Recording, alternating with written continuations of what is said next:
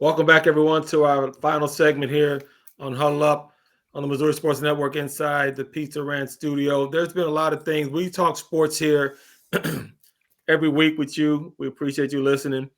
But we also understand that life has things that happen outside of this realm of athletics that sometimes just kind of tug at us a little bit. And we want to offer our sincere condolences to those that are affected in the Nashville shooting, something that was very tragic. And it's tragic any shooting, and it's more so when a child who hasn't had the ability to live their life and reach their potential is taken from us by acts of senseless violence. And so here at the Huddle Up, I'll speak for everyone here. We want to make sure that we offer our condolences and our prayers to those that are still healing and our country that's healing, just having to relive this. Gentlemen, that's what I have to say.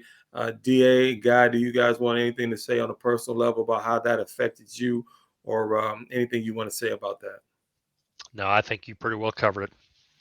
Yeah, it's tragedy, and it's a shame that 9-year-old kids aren't safe in a classroom, and that's Yeah. ridiculous, and we've got to do something about it. I agree with that. So we wanted to make sure we said something because we sincerely feel sadness and grief for those that are truly affected, and all of us have had kids, and we understand sending them off. You always expect them to come back home, and so that's something we want to make sure we put out to our audience. Also, a beloved friend of the program, Art Haynes, guy, we give a weekly update before we get into something else, let's talk about Art Haynes, guy. Tell us a little bit more about how Art's doing. Well, right now it's just a slow process. He still has the trach in.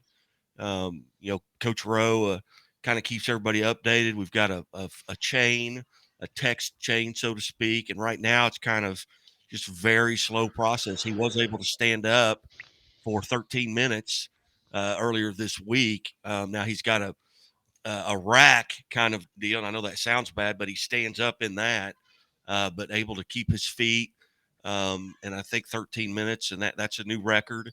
So it's just a slow process Good. for him. He was able to. Coach Rose said he saw him wipe something away from his mouth, and that's Yeah. been he hasn't been able to feed himself or do anything, but to make that now he has learned how to voice to text. So he is sending text messages out himself now. Good. He's just using Siri voice Good. to do so, but a slow process, and Yep. hopefully, by mid-May he's back in the Springfield area, getting doing his rehabilitation. Good. Good. Good. Good. Good. Good for Art. And I see our Art making it back. Hopefully one day on the air, if not just into a color commentary role, or just to say, "Hey, I'm back, everyone." And just he's a big Bear fan and a big supporter of our program. Gentlemen, the Super Bowl was played in February. A lot of interesting things happened during that Super Bowl. A lot of interesting things happened leading up to the Super Bowl. The Kansas City Chiefs have what we consider to be a super fan. And there's a story about a super fan. And listen, it has all these mysterious things in it. It has a super fan, it has bank robberies, it has disappearances, it has gambling, it has all these things in it, sex, lies, videotapes, whatever you want to say fellas. I know, Guy, you've been very invested in this. DA, you got your story. Guy, let our audience know about this KC super fan, what he goes by. Give us a story here, Guy. Let us know. Give us the rundown, buddy. Well, these are the things movies are made of. This he's referred to as Chiefsaholic. Um, it's he goes to every game, home or away. Tries to sit, and he's got like a wolf outfit that he wears with Chiefs garb all over it.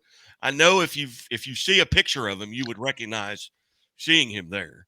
His real name is Xavier Budabar, and he would go to all these road games. And earlier this year, before the Super Bowl, he went to a game, I believe, maybe in Texas or.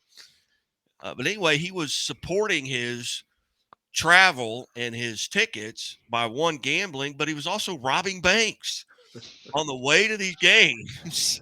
And they caught him in Bixby, Oklahoma. Oh, wow. This is prior to the Super Bowl.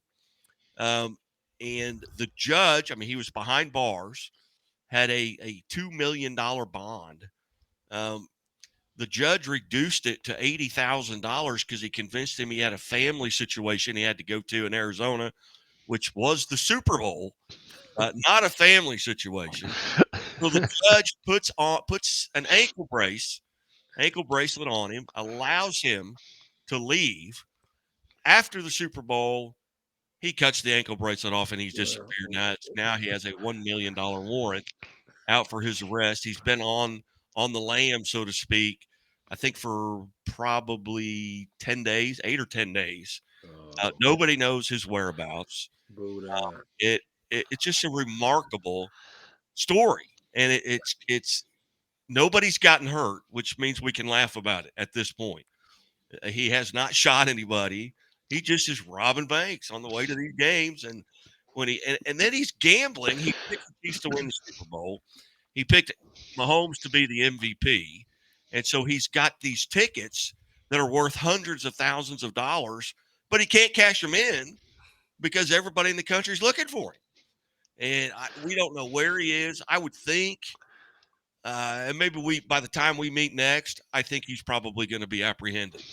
So I'll give it another week, and somebody's going to find him. He's going to make a mistake. He's going to dine and dash at an Applebee's, and they're going to get him. And they're going to say, "Wait a second, you look like that Chiefsaholic guy." Something's got to give.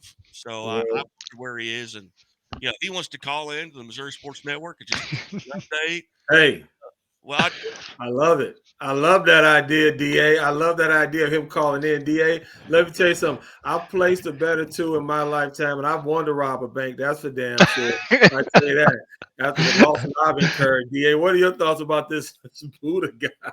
You cannot make this stuff up. This is amazing. Not even if you're a Walnut Grove Lady Eagles, you couldn't make it. Lady Eagles. Let alone if you're the Walnut Grove Lady Tiger, but you damn sure couldn't make it up if you were the Lady Eagle. Absolutely. No, you just can't make this stuff up, man. Just make you scratch your head and say, That's good stuff, gentlemen. Well, we'll end it on that. Hey, we thank you for listening once again to the pizza Huddle Up inside the Pizza Ranch studio here on the Missouri Sports Network. Hey, don't forget us, share us, like us, send us off to your friend, take a segment, whatever segment you like. Keep listening to it over and over again. Hey, we appreciate you all listening to us. I'm Johnny Mack. That's the coach, DA. That is the scoreboard guy at the bottom there. We affectionately known as Nuke. He has the hat. He has the gear that I don't have yet. So I'll be waiting for my Missouri Sports Network gear. We're going to put it up. Maybe we'll start selling some of it to our general public. Hey, we're glad you were here with us today. Thank you. Stay safe out there. Kiss your children. Hug your family and friends. And see y'all next week.